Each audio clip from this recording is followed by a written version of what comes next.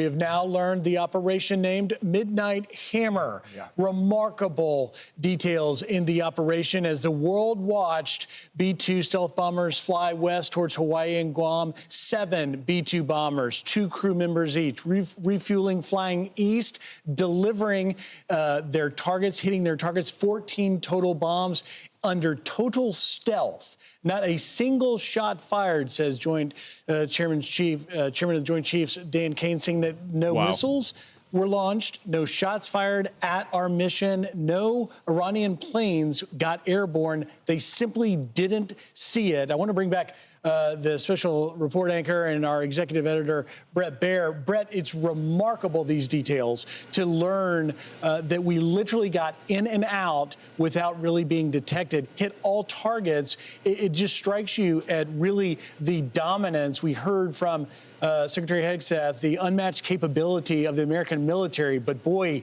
you really got to see it here and likely sending a message to those that would do us harm. Definitely. This is exactly what we were hoping for. Some details, as you mentioned, 7 B-2 bombers. This is the largest B-2 mission ever in the history of the U.S., dropping 14 of these massive ordnance penetrator bombs. Remember, those are 30,000 pounds each, the GBU-57. That's 420,000 pounds of ordnance just in the B-2 bombers dropping on those 3 nuclear sites. Then you add some 30-plus Tomahawk missiles from U.S. submarines. You've got 75 precision-guided bombs falling on these nuclear sites. Essentially, the message was, we're not at war with Iran. We're at war with Iran's nuclear program. And there is time for Iran to get back to the table, and the president seeks peace. But as we talked about before we came to this press conference, and Rachel, you mentioned the deception and the effort to really tighten down on operational security. You heard a little bit about that. Not only decoy planes going different places, also ghost planes on radars, as well as the B-2s going to the west, while others flew from Whiteman Air Force Base in Missouri. They are not saying exactly what the battle damage assessment is. Rightfully so. They're waiting for some more details on the ground. But that's really the big question. Where does Iran's nuclear program stand tonight or today? And this sounds like it is pretty devastated and decimated. Bret, do you have any sense as to how they, quote-unquote, complete a BDA, a battle damage assessment? Because, you know, at this point, I'm going to go out on a limb and say it's unlikely that the Iranians are going to welcome in inspectors to look at what's left. Yeah, the Israelis are on the ground. They're on the ground in significant numbers. We don't know exactly how, where, when, but they will provide some battle damage assessment from the ground, and then obviously our satellites and what we have in the air can give us decent pictures. I think the question about the nuclear material is what the chairman of the Joint Chiefs was asked, and said he's going to need more time. I was struck by, you know, this isn't about regime change. This is very precision. We talked about that going in. That was the message from the president last night, and it is one in which the Iranian leadership has to make a decision now. But if there is an attack on a U.S. facility, U.S. people, U.S. soldiers, U.S. bases, all bets are off. Bret, they were asked, Secretary Hegseth was asked if the administration is in direct contact with Iran. Of course, he said yes, public and private measures. But something he said they know exactly what steps they need to take for peace. He didn't say what those steps are. What do you think those steps are? Well, to give up enrichment has been one of the bars to start, and I think there's a long list that they've been talking about with the Europeans that has circulated around that the Iranians turned their back on in Geneva. They may turn their back the other way, go back to the table, considering what they just saw last night. But we'll see. The question really is the Iranian leadership and when we hear from them. So far, it's been a lot of bluster online, a lot of social media saying, you know, the response is yet to come. It is going to be devastating for Israel and the U.S. Clearly, we'll see. And we mentioned the tentacles of terrorist cells that we really have to be careful of. Guys, we're about to continue the clip. Don't miss what comes next. The details coming up are unreal. But before we go on, guys, do me a big favor. Hit that thumbs up like button if you're tired of weak leadership and you're proud of America's unmatched military strength. This mission right here showed the world what happens when America leads again. Not a single shot fired back. No Iranian planes in the air. Our stealth bombers got in, hit 14 nuclear targets, and got out like ghosts. This is what peace through strength looks like. Let's keep going. Yeah, you know, Brett, I was really also struck by Pete Hegseth, in particular, Secretary Hegseth, talking about the desire for peace, the desire to make sure that this does not go beyond these strikes, that Donald Trump, the president, wants them at the negotiating table to end this. That was very encouraging to somebody like me who's very concerned about this expanding into regime change. That felt good. On the other hand, there's a lot of tripwires here. We've got the bases that are there that are somewhat vulnerable, despite the threats from the U.S. government saying, don't touch our men. We also have the Houthis who have now torn up their ceasefire agreement, so there could be something that happens to our ships in the Red Sea. And then, of course, what I'm most concerned about is the fact that we've had 4 years of Joe Biden's open border and these sleeper cells. So talk to me about how President Trump, Homeland Security, Pete Hegseth, everybody involved is working to mitigate those very real threats, on the homeland included, to make sure this doesn't expand into a greater war. Because as you know, Brett, there's a lot of political implications here. By the way, we're not hearing much about the big, beautiful bill that was the #1 issue until Israel striked, but also the fact that, you know, this is not a left-right issue. There are a lot of people in the MAGA base who voted for Donald Trump because they wanted peace and really hope that this leads to peace. So I know I'm throwing a lot out there, but talk to me about the politics around this, considering all of those things. Yeah. Well, first of all, the threat of the terrorist reach of the Iranian regime, which has been doing it for decades through proxies, doing some very bad things. You know, the president came to the conclusion that those tentacles, those terrorist reach elements, with a nuclear weapon or some nuclear even a dirty bomb, is exponentially more of a threat to the U.S. and to our allies, and decided it was time to act.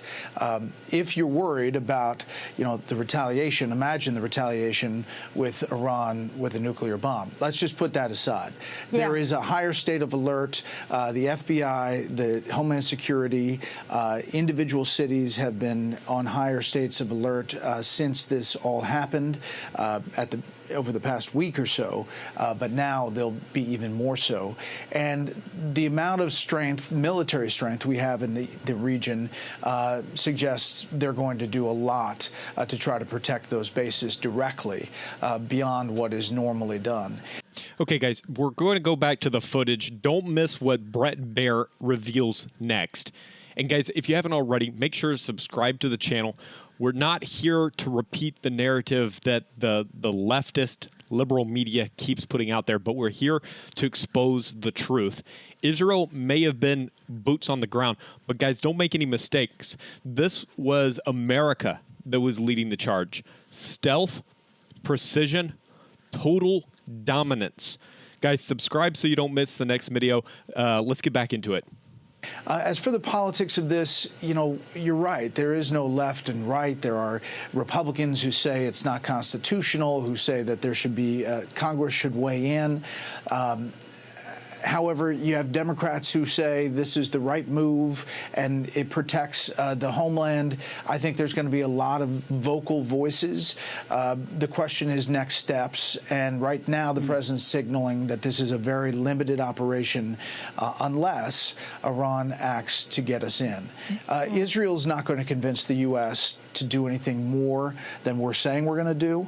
And I think that boots on the ground are completely off the table. You know, Brett, we were just showing our viewers the photos that the White House put out from the Situation Room. And had I been in that Pentagon press briefing, I think my question would have been to Chairman Kaine, what was behind, what's the story behind his looked like Texas hook'em horns in a downward position? He seemed to be like literally physically showing us some sort of operational explaining it. And, I think we pull that one up here and you'll see it in just a second. But what's interesting, Bret, is, when you were talking about the proxies, Hezbollah hasn't fired a single shot. Hamas is on its back. The Houthis, very, very neutralized.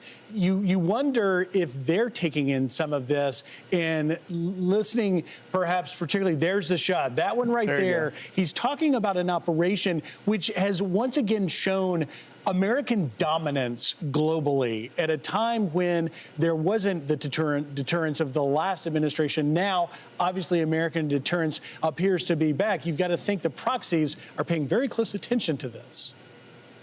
Yeah, definitely. It looks to me like there's 2 bunker buster bombs coming out of 2 B-2s heading towards Fordo, but I'm just guessing there.